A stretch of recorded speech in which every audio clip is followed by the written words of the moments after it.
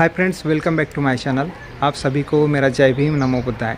दोस्तों, मैं आज आया हूँ मनसर और मेरे पीछे में जो पहाड़ी देख रहे हैं उस पहाड़ी के ऊपर में जो वास्तुशिल्प देख रहे हैं, यह 1998 से 2008 तक यहाँ पर उत्खनन किया गया। प्राइवेट जो भदंत आर्य नागार्जुन सुरेश ससाई है, उन्होंने अपनी प्राइवेट पैसा लगाकर उसका उत्खनन किया। और वहाँ पर क्या मिला सर? तो 3 काल के अवशेष 3 काल के वहाँ पर अवशेष मिले हैं। मौर्यकाल, सातवाहन काल और वाकाटक। मौर्यकालीन और सातवाहन और वाकाटक इस काल के।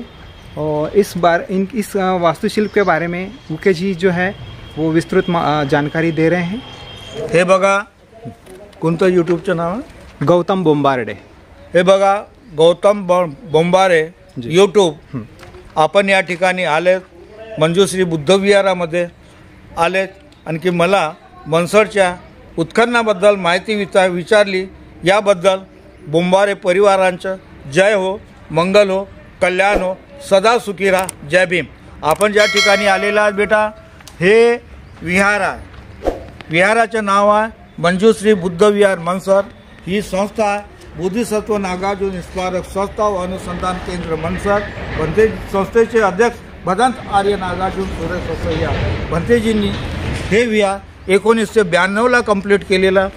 आपण ज्या ठिकाणी थांबलेले आहात, उत्तरेकडच्या भागाला जो डोंगर बघता, माउंट बघता, ते वास्तुशिल्प ज्याप्रमाणे बिहारमध्ये नालंदा आहे त्याप्रमाणे हे साईड आहे। नालंदाचा इतिहास सर्वांनाच आपणाला देखील माहिती आहे। नालंदा हे भगवान तथागत यांच्या महापरिनिर्वाणाच्या 300 वर्षानंतर नालंदा आहे। हे जे वास्तुशिल्प आहे मनसरचं, हे भगवान तथागत यांच्या महापरिनिर्वाणाच्या 100 ते 150 वर्षानंतर हे वास्तुशिल्प आहे। हे वास्तुशिल्प एखाद्या राजाने बांधलेलं नाही आहे, जमीदारांनी बांधलेलं नाही आहे किंवा सावकारांनी बांधलेलं नाही। हे वास्तुशिल्प केवळ भंतेजींनी निर्माण केलेलं आहे। हे जे मनसरचं वास्तुशिल्प आहे, हे वास्तुशिल्प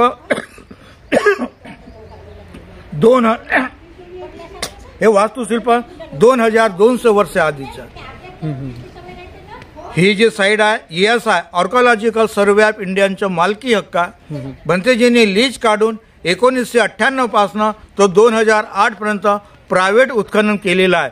उत्खननामध्ये मौर्य काळ, सातवाहन काळ आणखी वाकाटक काळ 3 काळचे अवशेष मिळालेले आहेत। या 3 काळच्या खाली आपण जरी आलो, अजून 3 काळ येतात, शुंग, पल्लव आणखी चुल्लक। या काळामधले कसल्याही प्रकारचे अवशेष मनसरच्या उत्खननामध्ये उपलब्ध झालेले नाही आहेत। या 6 काळाच्या पुढे आपण जरी गेलो, आधी मानव जो रानटी अवस्थेत असायचा त्याला म्हणतात पाषाण काळ। त्या पाषाण काळातील 70 ते 80 हजार वर्षापासून 2.5 लाख वर्षापर्यंत आधी मानवाचे स्टोन टूल्स मनसरच्या उत्खननामध्ये प्रचुर मात्रेमध्ये उपलब्ध झालेले आहेत। या डोंगरावरती याच्यावरून हे सिद्ध होते, त्या काळामध्ये या डोंगरावरती किंवा आजूबाजूच्या परिसरामध्ये आदी मानवाचं वास्तव्य होतं, हे याच्यावरून हे सिद्ध होते। ज्याप्रमाणे चीनमध्ये जगप्रसिद्ध चायना वॉल आहे, त्या चायना वॉलची लांबी आहे 3800 किलोमीटर।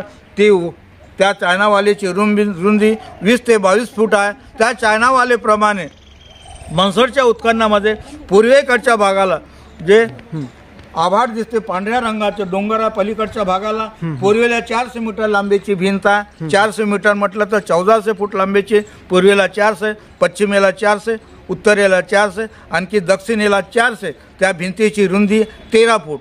जे स्टेक्चर्स आहे तिथून आपण माझी खुर्ची एवढी रुंद 13 फूट रुंदीची भिंत, तिथे देखील एक छोटंसं मकान बनते।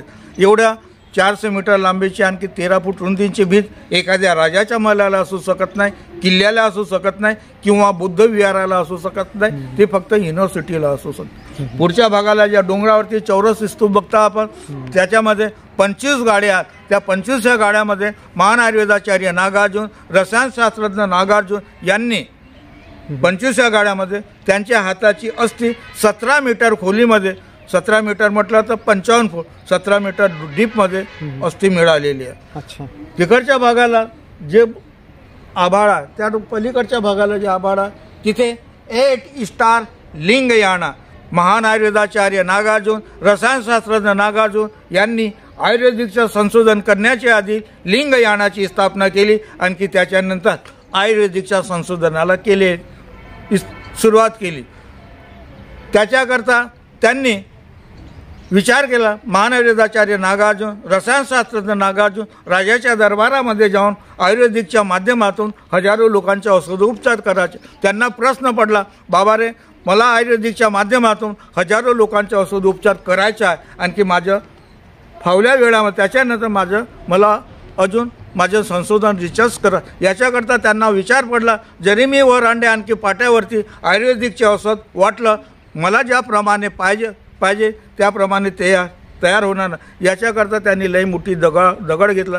त्याच्यामध्ये एक छिद्र पाडलं. त्याच्यामध्ये छिद्र काढून उत्तर रेऊचा आकार होता तिथे पात्र ठेवलं.